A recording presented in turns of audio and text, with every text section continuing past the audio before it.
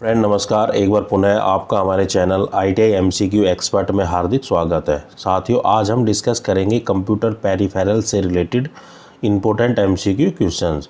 ये MCQ questions सभी competition exam के लिए अति महत्वपूर्ण है, चाहे आप किसी भी एग्ज़ाम की तैयारी क्यों न कर रहे हो।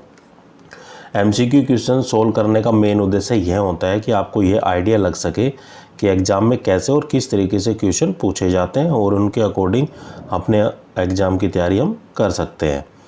और साथियों, अगर आप पहली बार मेरे चैनल पे आए या अभी तक आपने मेरे चैनल को सब्सक्राइब नहीं किया तो प्लीज़ सब्सक्राइब करें तथा बेल आइकन पर क्लिक कर नोटिफिकेशन को ऑन कर ले, ताकि जब भी मैं कोई नया वीडियो डालूँ तो नोटिफिकेशन आप तक जल्द से जल्द पहुंच जाए।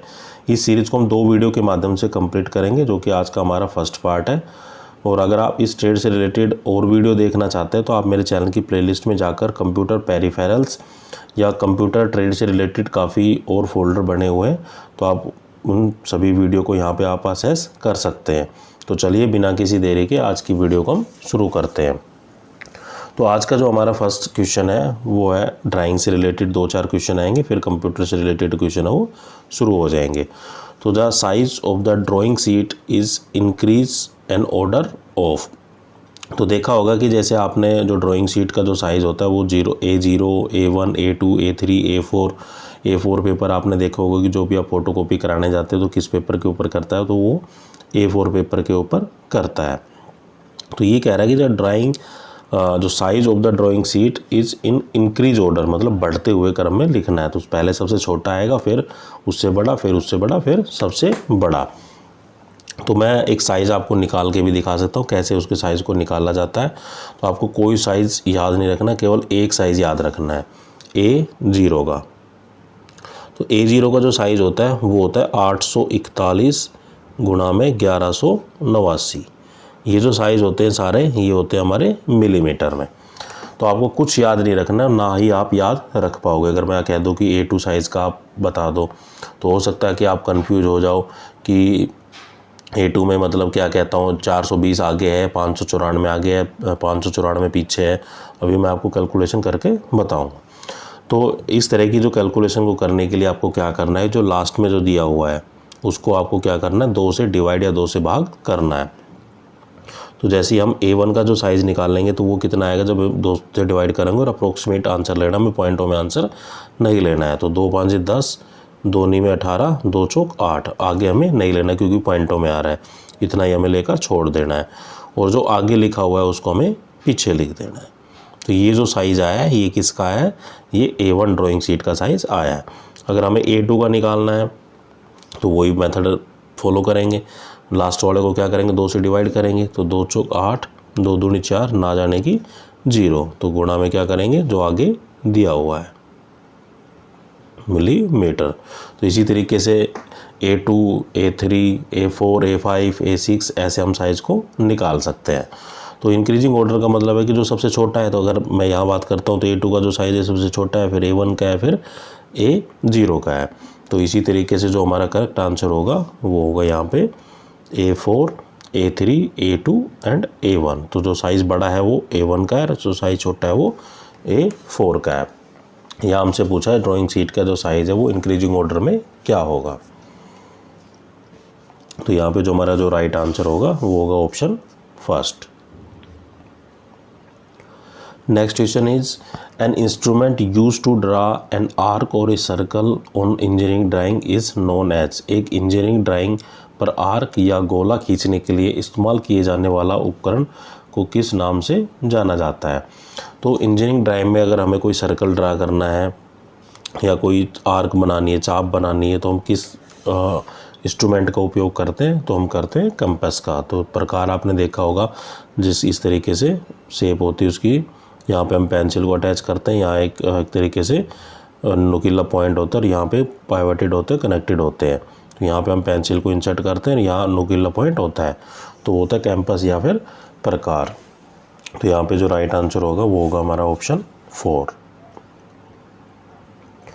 Next question is the which instrument have 2 scale connected perpendicular. किस उपकरण में 2 स्केल परपेंडिकुलर जुड़े होते हैं। तो ये जुड़े होते हैं हमारे मिनी ड्राफ्टर में या फिर ड्राफ्टर में। तो मिनी ड्राफ्टर का जो मेन पर्पज़ होता है आपस में लाइनों को, जब पैरेलल लाइनों को ड्रा करने के लिए हम मिनी ड्राफ्टर का उपयोग करते हैं।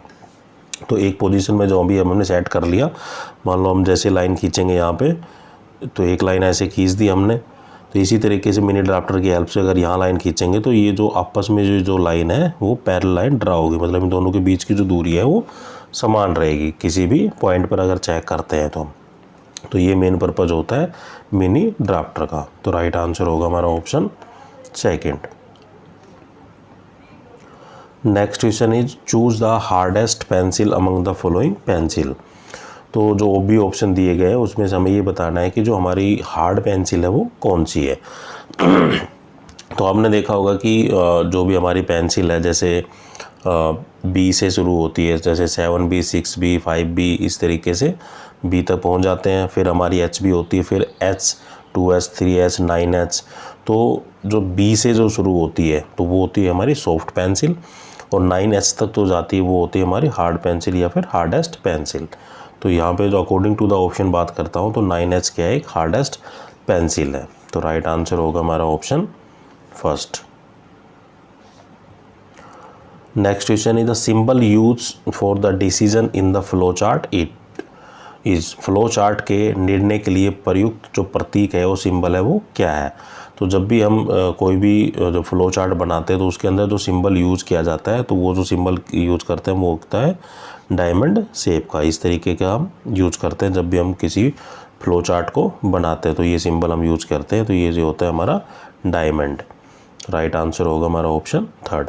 तो साथियों, आप जब भी पहले क्वेश्चन को देखते हैं तो क्वेश्चन को पहले खुद से रीड आउट कर सभी ऑप्शनों को पढ़कर खुद से आंसर देने की कोशिश किया करो, क्योंकि कई बार आपको क्या लगेगा कि ट्रेड थ्योरी को आप बुक से पढ़ चुके हैं, आपको कंफ्यूज कई बार ये रहेगा कि एक क्वेश्चन के 2 आंसर हैं। तो हो सकता है मे भी हो और हो सकता है मे भी ना हो। अगर कोई राइट आंसर मैं आपको बता ही रहा हूँ तो इससे क्या है कि आपकी नॉलेज भी इम्प्रूव होगी और क्वेश्चन को अटैम्प्ट करना सीख जाएंगे कि जो अकॉर्डिंग टू द ऑप्शन है वो राइट आंसर हमारा, मान लो 2 ऑप्शन है उसके, जो आपको दोनों ही राइट लग रहे तो जो एक है राइट तो एक ही होगा, तो वो एक है वो राइट क्यों है, मतलब मोस्ट एक्यूरेट आंसर है वो क्यों है। तो इससे क्या है कि आपकी नॉलेज भी इम्प्रूव होगी। अगर मैं आपको सभी ऑप्शंस पढ़कर बताऊंगा तो उससे लॉट ऑफ टाइम कंज्यूम होगा, वीडियो काफ़ी लेंथी हो जाएंगी और आप बोरियत महसूस करेंगे। तो इसलिए आप खुद से ट्राई करने की कोशिश करना और आपकी नॉलेज भी इम्प्रूव होगी, क्योंकि ये जो क्वेश्चन है एमसीक्यू क्वेश्चन जैसे आपकी प्रैक्टिस के लिए और एग्जाम ओरिएंटेड क्वेश्चन हैं। Next question is the which device is use as a input device. किस उपकरण का उपयोग इनपुट उपकरण के रूप में किया जाता है।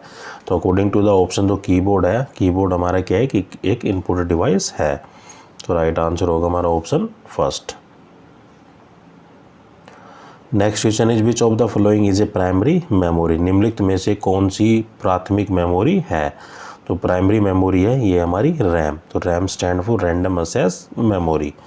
तो राइट आंसर होगा हमारा ऑप्शन फर्स्ट। नेक्स्ट क्वेश्चन है the which memory is called a volatile memory. किस मेमोरी को वोलाटाइल मेमोरी भी कहा जाता है। तो जो मेमोरी होती है जिसको हम वोलाटाइल मेमोरी कहते हैं वो हमारी होती है रैम, तो रैंडम एक्सेस मेमोरी। तो राइट आंसर होगा हमारा option second.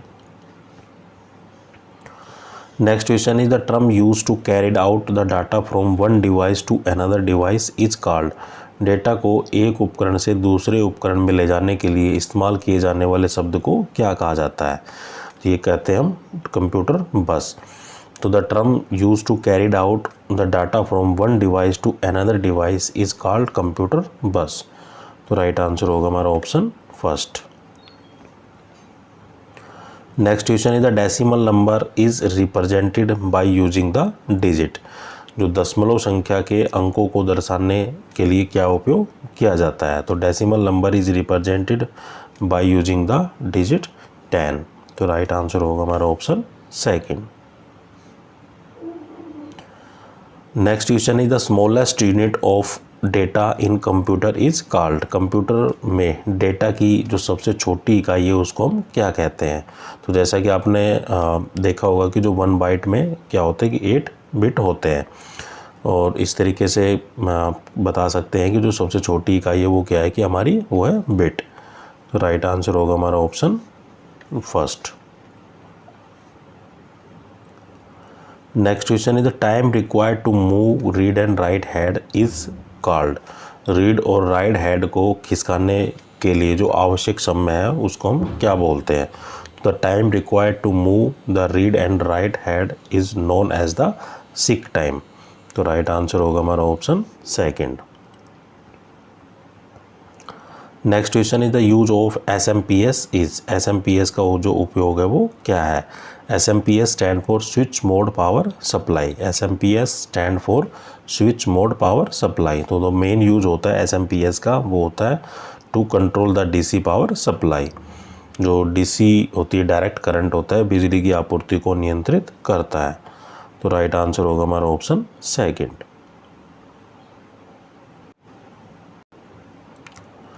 Next question is the current that changes the direction periodically is called. समय समय पर दिशा बदलने वाली बिजली धारा को क्या कहा जाता है? तो the current that change the direction periodically is called the AC या फिर अल्टरनेटिंग करंट। तो राइट आंसर होगा हमारा ऑप्शन फर्स्ट, अल्टरनेटिंग करंट या फिर प्रत्यावर्ती धारा। समय समय पर दिशा बदलने वाली बिजली की जो धारा है उसको हम प्रत्यावर्ती धारा बोलते हैं। तो राइट आंसर होगा हमारा option first. Next question is the safeguarding your computer is done bye.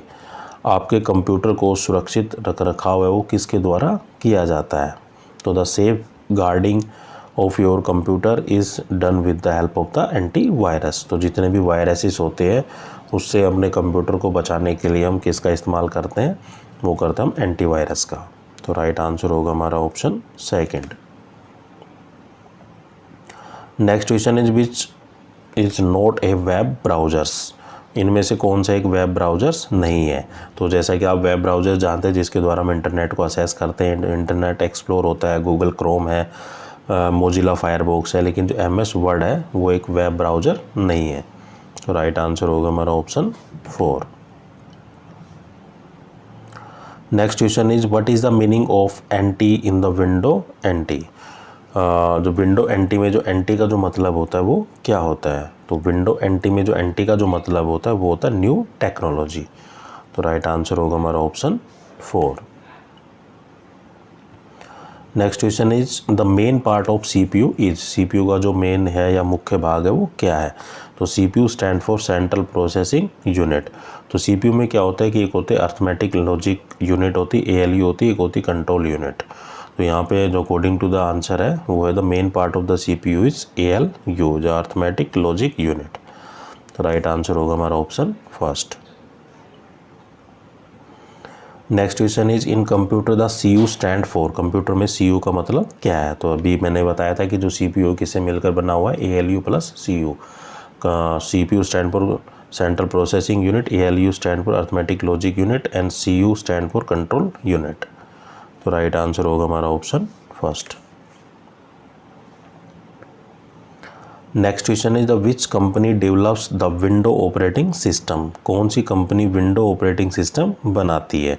तो विंडो ऑपरेटिंग जो सिस्टम जो डेवलप करती है जो कंपनी, तो ये हमारी Microsoft corporation. Microsoft corporation is a company which develop the window OS या फिर ऑपरेटिंग सिस्टम। तो राइट आंसर होगा हमारा option first. Next question is which of the following operating system is not a GUI। निम्नलिखित में से कौन सा ऑपरेटिंग सिस्टम GUI नहीं है? तो GUI का मतलब होता है ग्राफिक यूजर इंटरफेस। तो जो GUI नहीं है अकॉर्डिंग टू द ऑप्शन, ये हमारा DOS या डिस्क ऑपरेटिंग सिस्टम। तो राइट आंसर होगा हमारा ऑप्शन फर्स्ट। तो क्या है कि जो डिस्क ऑपरेटिंग सिस्टम है is not A GUI। GUI stand for graphic user interface. यहाँ पे iOS जो लिखा हुआ है इसका मतलब होता है आईफोन ऑपरेटिंग सिस्टम। तो एग्जामिनर आपसे किसी की भी फुल फॉर्म है वो पूछ सकता है। जो GUI stand for graphic user interface, iOS stand for iPhone operating system और DOS stand for disk operating system. Next question is name the longest key on a keyboard. एक कीबोर्ड पर जो सबसे लंबी की होती है वो कौन सी होती है? तो कीबोर्ड के अंदर जो सबसे लंबी की होती है वो होती है स्पेस बार की। तो राइट आंसर होगा हमारा option third. Next question is which device is use to convert the hard copy to the soft copy. Hard copy को सॉफ्ट कॉपी में परिवर्तन करने के लिए या बदलने के लिए किस उपकरण का उपयोग करते हैं। तो हार्ड कॉपी को सॉफ्ट कॉपी में बदलने के लिए हम स्कैनर का इस्तेमाल करते हैं। तो राइट आंसर होगा हमारा option third. Next question is the reason of the keyboard, mouse, printer and other peripherals are not working properly is. Keyboard, mouse, printer या अन्य बाह्य उपकरणों के ठीक से काम नहीं करने का जो मेन कारण है वो क्या हो सकता है। Could be driver issue. तो जैसा कि आपने जानता होगा कि कोई भी अगर हमें प्रोग्राम या कोई भी सॉफ्टवेयर को अगर इंस्टॉल करना है तो उसके ड्राइवर की हमें आवश्यकता होती है। तो जैसे कीबोर्ड का ड्राइवर होता है, माउस का, प्रिंटर का, तो जितने भी पेरिफेरल्स है जो पीसी से कनेक्टेड होते हैं तो उसको क्या है कि उनके अगर ड्राइवर प्रॉपरली इंसर्टेड नहीं है तो हम इनको इंसर्ट नहीं कर सकते या कनेक्ट नहीं कर सकते। तो मेन जो रीजन है कोई इंसर्ट नहीं हो रहा, जैसे कीबोर्ड है, माउस है, प्रिंटर है, जितने भी पेरिफेरल्स है अगर ठीक से काम नहीं कर रहे हैं तो इसका मतलब कोई ना कोई ड्राइवर इश्यू है। तो राइट आंसर होगा हमारा option second. Next question is the which material is use for hard disk coating. Hard disk coating के लिए किस सामग्री का उपयोग किया जाता है। तो हार्ड डिस्क कोटिंग के लिए जो मटेरियल यूज किया जाता है वो होता है हमारा मैग्नेटिक मेटेलिक ऑक्साइड, चुंबकीय धातु ऑक्साइड। तो राइट आंसर होगा हमारा option second. Next question is the electronic multimeter is use to measure. जो इलेक्ट्रॉनिक मल्टीमीटर का उपयोग हम किस चीज़ को मापने के लिए करते हैं। तो जो मल्टीमीटर होता है, मल्टीमीटर के द्वारा हम रेजिस्टेंस, करंट एंड वोल्टेज तीनों को हम माप सकते हैं। तो electronic multimeter is mainly use to measure the voltage, current and the resistance. Right answer होगा हमारा option second. Next question is the which component is a passive component. कौन सा घटक एक पैसिव घटक है। तो जो पैसिव कंपोनेंट है वो है हमारा रजिस्टर। तो register component is a passive component. तो राइट आंसर होगा हमारा option first. Next question is which of the following option will provide the output high. जो कौन सा ऑप्शन है वो जो आउटपुट हाई है वो प्रदान करेगा। तो जो ऑप्शन थर्ड है जिसमें ए और बी 1 है और जो आउटपुट जो निकल के आ रही है C1, तो वो प्रोवाइड करेगा हमें हाई आउटपुट। तो राइट आंसर होगा हमारा option third. Next question is which is not a peripheral hardware. इनमें से कौन सा एक पेरिफेरल हार्डवेयर नहीं है। तो पेरिफेरल से मतलब होता है कि कौन कौन से कंपोनेंट है वो पीसी से कनेक्ट है। जैसे माउस है, कीबोर्ड है, वेब कैम है, तो ये सब कनेक्टेड होते हैं पीसी से। रैम कनेक्टेड होती है लेकिन वो अंदर होती है, बाहर जो पेरिफेरल्स होते हैं जो कंपोनेंट उससे अटैच हो। तो क्या है कि हमारा जो रैम है, RAM is not a peripheral hardware. तो RAM stand for random access memory. तुम्हारा राइट आंसर होगा option 4। Next question is the LAN stand for. LAN का मतलब क्या है। तो LAN stand for local area network. तो राइट आंसर होगा हमारा ऑप्शन 4।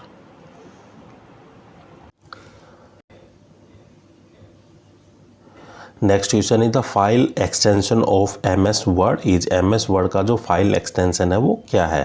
तो MS वर्ड की जो फाइल का जो एक्सटेंशन होता है वो होता है .docx। तो राइट आंसर होगा हमारा ऑप्शन फर्स्ट। इसी तरीके से एक्सेल का होता है, ये होता है हमारा पावर पॉइंट का। तो MS वर्ड का जो फाइल एक्सटेंशन होता है वो होता है .docx। Next question is the example of the character user interface operating system is. एक character user interface operating system का जो उदाहरण है वो क्या है। तो ये होता है हमारा DOS या डिस्क ऑपरेटिंग सिस्टम। तो disk operating system is an example of character user interface operating system. तो राइट आंसर होगा हमारा ऑप्शन सेकेंड। या iOS का जो स्टैंड फॉर होता है वो होता है आईफोन ऑपरेटिंग सिस्टम। तो एग्जामिनर आपसे कुछ भी पूछ सकता है। Next question is the first GUI was develop in which year. जो पहला GUI है वो किस वर्ष में विकसित किया गया था। तो GUI stand for graphic user interface. तो ग्राफिक यूजर इंटरफेस को जो पहली बार जो विकसित किया गया था वो किया गया था 1970 में या 1970 में। तो राइट आंसर होगा हमारा option first. Next question is BIOS is a memory. BIOS एक मेमोरी है। तो BIOS stand for basic input output system. तो basic input output system is a read only memory. इसमें हम क्या करते हैं कि उसको रीड ही कर पाते हैं, इसमें राइट पॉसिबल नहीं है। तो basic input output system is a read only memory. Next question is choose the oldest motherboard among the following. निम्नलिखित में से सबसे पुराना मदरबोर्ड है वो कौन सा है। तो सबसे पुराना जो मदरबोर्ड है वो है हमारा 80। 80 स्टैंड फॉर एडवांस टेक्नोलॉजी। तो राइट आंसर होगा हमारा ऑप्शन फर्स्ट।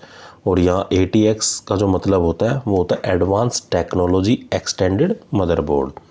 तो 80 stand for advance technology, 80X stand for advance technology extended motherboard. तो यहाँ पे जो हमारा जो राइट आंसर है वो है option first. Next question is the software use to create the spreadsheet is. Spreadsheet बनाने के लिए उपयोग किए जाने वाला जो सॉफ्टवेयर है वो कौन सा है। तो जो software use to create a spreadsheet is MS Excel. तो जो भी स्प्रेडशीट है या सीट जो बनाई जाती है वो MS माइक्रोसॉफ्ट एक्सेल के अंदर जनरेट की जाती है। तो राइट आंसर होगा हमारा option second. Next question is the which electric charge या current only flow in one direction. कौन सा विद्युत धारा या करंट केवल एक ही दिशा में बहती है। तो ये होती है हमारी डायरेक्ट करंट या फिर DC करंट। तो DC current is a current that flows in only in one direction. तो राइट आंसर होगा हमारा option first. Next question is the continuous electrical signals are called. निरंतर विद्युत संकेतों को क्या कहा जाता है। तो the continuous electrical signal is called the analog signal. तो राइट आंसर होगा हमारा ऑप्शन फर्स्ट। तो निरंतर विद्युत संकेतों को एनालॉग सिग्नल कहा जाता है। Next question is the Ohm's law is defined by. Ohm's law का जो नियम है वो किसके द्वारा परिभाषित किया जाता है। तो ओम्स का नियम के अनुसार क्या होता है कि जो वोल्टेज होती है वो V = IR होता है। तो यहाँ V है वोल्टेज, I है करंट और R है रेजिस्टेंस। तो यहाँ पे जो करेक्ट आंसर होगा वो होगा हमारा option first. Next question is the how many bit the flip flop can store. Flip flop में कितने बिट स्टोर किए जा सकते हैं। तो there are only the single bit can be stored in a flip flop. तो right answer होगा हमारा option first. Next question is the given symbol is use for which gate. दिए गए प्रतीक का उपयोग है वो किस गेट के लिए किया जाता है। तो ये किया जाता है NOR के लिए। तो जो हमारा करेक्ट आंसर होगा वो होगा ऑप्शन सेकंड। तो बाकी जो सभी गेट है उसकी मैं आपको एक इमेज दिखा देता हूँ। तो आप यहाँ पे देख सकते हैं जैसे सिंबल दिया हुआ है एंड गेट का जो सिंबल है वो इस तरीके से यूज़ किया जाता है। ए भी एक इनपुट है, X क्या एक आउटपुट है। और गेट का सिंबल ऐसे बनाया जाता है। अगर एंड का बनाना हो तो नेड का बनाना हो तो क्या तरीके से क्या होता है कि नोट एंड होता है। तो यहाँ पे एक केवल बिंदी लग जाती है, आगे आप देख पा रहे हैं डॉट सा लग जाता है। इसी तरीके से और का क्या बना है, नोर बना है तो उसका भी एक तरीके से डॉट आगे लग गया है। एक तरीके से एक्स और ये सिंबल होता है। इसी तरीके से आप बाकी देख सकते हैं एक्स नोर और नोट का भी देख सकते हैं। तो ये डिफरेंट सिंबल्स हम यूज़ करते हैं एंड और नेट नोर एक्स और एक्स नोर और नोट के लिए।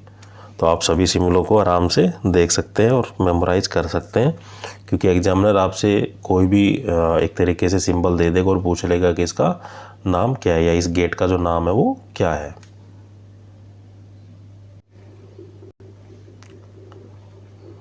नेक्स्ट क्वेश्चन है is in the work place the code of practice the first aid should contain. कार्यस्थल की कार्य संहिता में जो प्राथमिक सुरक्षा में क्या क्या होना चाहिए।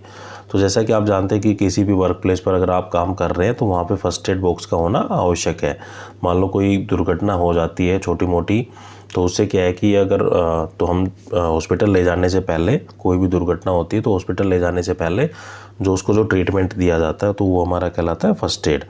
अगर उसको कोई गंभीर चोट लग जाती है तो हमें पहले फर्स्ट एड देना है, फिर उसको हॉस्पिटल पे लेके जाना और कोशिश ये करनी है कि जो नियर अबाउट हॉस्पिटल हो, और जो कहते हैं ना फर्स्ट 30 आवर जो गोल्डन आवर होता है एक तरीके से माना जाता है, अगर फर्स्ट 30 मिनट्स में हम पेशेंट को सेफली हॉस्पिटल पहुंचा देते हो तो वो एक गोल्डन आवर होता है, एक तरीके से हम उसकी जो पेशेंट है उसकी जान को बचा सकते हैं। अगर इससे ज़्यादा टाइम लग रहा है तो मतलब कुछ ना कुछ उसके साथ रिस्क इन्वॉल्व है। तो कार्यस्थल की जो सुरक्षा के लिए जो फर्स्ट एड बॉक्स यूज़ किया जाता है, फर्स्ट एड बॉक्स के अंदर हमें जो क्रीप बैंडेज है, पट्टियाँ होनी चाहिए, एडेसिव जोड़ या नॉन एडेसिव ड्रेसिंग, ये सब चीज़ें उसके अंदर होनी चाहिए। कुछ जैसे मेडिसिन्स है या बैंडेड हो गए या पट्टी होगी या कोई भी सॉल्यूशन है जैसे डिटोल है, ये तरीके से हम इन चीज़ों को फर्स्ट एड बॉक्स के अंदर रख सकते हैं। तो राइट आंसर होगा हमारा option for all of these. Next question is which of the following is indirect cost of accident. निम्नलिखित में से कौन सी दुर्घटना की अप्रत्यक्ष लागत है। तो ये कहलाती है हमारी the cost of load time on off the injured worker, घायल मजदूर के द्वारा गंवाए गए समय की लागत। तो इनडायरेक्ट कॉस्ट का मतलब होता है कि जो एक तरीके से जो प्रोडक्शन है वो उस टाइम बंद रही। जैसे आदमी क्या जाता है, मान लो टाइम वेस्ट कर रहा है, आइडियल टाइम जैसे बोलते एक तरीके से, मान लो बार बार वो टॉयलेट जा रहा है या बार बार किसी दूसरी मशीन के पास खड़ा हो रहा है, तो उससे क्या है कि लॉट ऑफ टाइम कंज्यूम हो रहा है। और इनडायरेक्ट कॉस्ट में अगर मान लो वो टाइम भी इंक्लूड हो रहा है, किसी वर्कर को अगर चोट लग जाती है तो चोट के कारण मान लो 2 घंटे 3 घंटे ख़राब हुए, तो वो किस में काउंट होता है, वो इनडायरेक्ट कॉस्ट में काउंट होता है। The cost of lost of time of the injury worker, घायल मजदूर के द्वारा गंवाए गए समय की जो लागत है वो इनडायरेक्ट कॉस्ट होती है या अप्रत्यक्ष लागत होती है। तो राइट आंसर होगा हमारा option 3rd। Next question is the dust mask protects, जो डस्ट मास्क है हमें किस चीज़ से बचाता है। तो ये बचाता है हमें जितने भी एक तरीके से धूल के जो कण हैं उनसे हमारी रक्षा करता है। एक तरीके से हम कह सकते हैं कि जो हमारे मास्क अगर हम ज़्यादा यूज करते हैं तो जितने भी केमिकल्स की जो बदबू है, इंडस्ट्रियल जो पोल्यूशन है, उससे हम अपना बचाव कर सकते हैं। तो ये सभी एक तरीके से सही हो सकता है। The worker respiratory system from the airborne particle, जो वायुवीय कणों से मजदूर के श्वसन तंत्र को हम बचा सकते हैं। और एक तरीके से जो उतनी भी मास्क एक तरीके से यही काम करता है, जितनी भी रेस्पिरेटरी सिस्टम से होती है, कोई गंदगी है, कोई स्मेल आ रही है, तो उस चीज़ को सिस्टम से हम बचाया जा सकता है।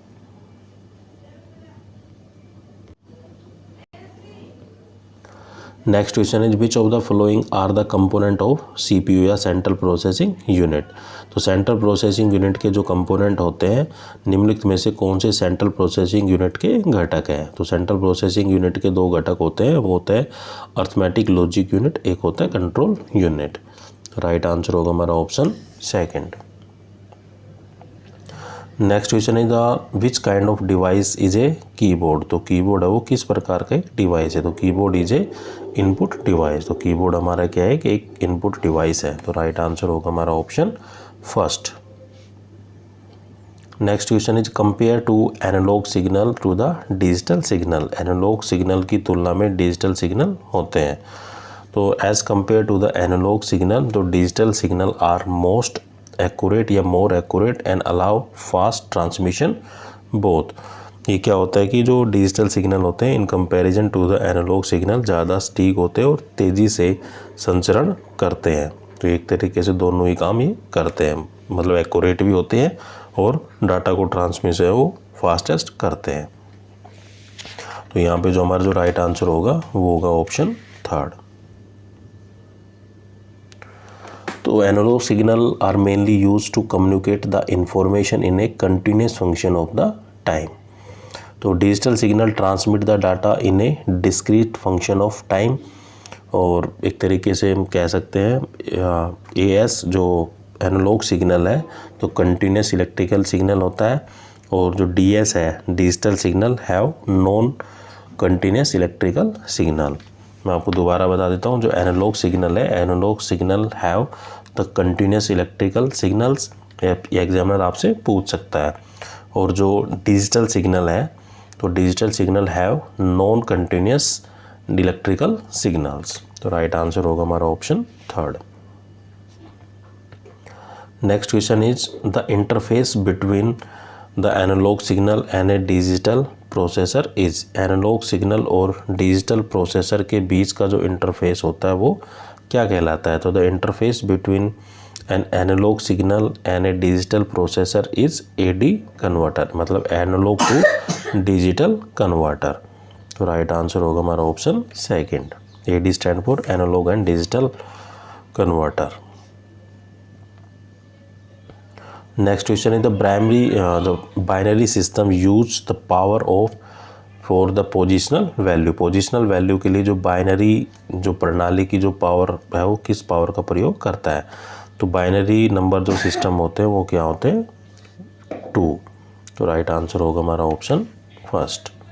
ये हमारे डेसिमल नंबर सिस्टम होते हैं, ये हमारे ऑक्टल नंबर सिस्टम होते हैं, ये होते हैं हमारे 16 होते हैं हेक्साडेसिमल नंबर सिस्टम।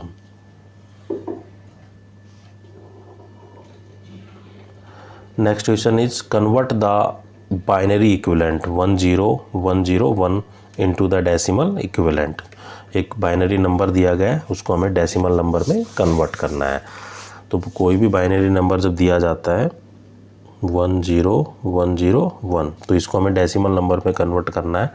तो हम क्या करेंगे, एक तरीके से पीछे से शुरू करेंगे। 1 इंटू 2 की पावर 0 प्लस इसको लेंगे 0 इंटू 2 की पावर 1 प्लस फिर 1 को लेंगे 1 इंटू 2 की पावर 2, फिर 0 को लेंगे, जैसे प्लस प्लस करते जाना है। 0 इंटू 2 की पावर 3 प्लस इसको 1 को लेंगे 1 इंटू 2 की पावर 4। तो इसको जब हम कैलकुलेट करेंगे, क्योंकि 2 की पावर 0 होती 1, तो यहाँ से आंसर आएगा 1। 0 को किसी से मल्टीप्लाई कर लो, यहाँ से आएगा 0, यहाँ से आ जाएगा 4, यहाँ से आ जाएगा 0, यहाँ से आ जाएगा 2 की 4, 2 दूनी 4, 4 दूनी 8, 8 दूनी 16। तो इन सबको जब कैलकुलेट करेंगे 16 और 1 17, 17 और 4 21। तो राइट आंसर आएगा हमारा ऑप्शन सेकंड। तो इस तरीके से हम फाइंड आउट कर सकते हैं किसी भी बाइनरी नंबर सिस्टम को डेसिमल नंबर सिस्टम में। तो साथियों, आपको मेरा वीडियो कैसा लगा कमेंट करके ज़रूर बताइए। अगर अभी तक आपने मेरे चैनल को सब्सक्राइब नहीं किया तो प्लीज़ सब्सक्राइब करें तथा ज़्यादा से ज़्यादा शेयर करें और लाइक करें। अगर आपका कोई डाउट या समस्या या किसी प्रकार का और समस्या रहती है तो आप मुझसे कमेंट कर पूछ सकते हैं, या मेरी जो ईमेल आईडी है उस पर आप कांटेक्ट कर सकते हैं। Thank you. जय हिंद।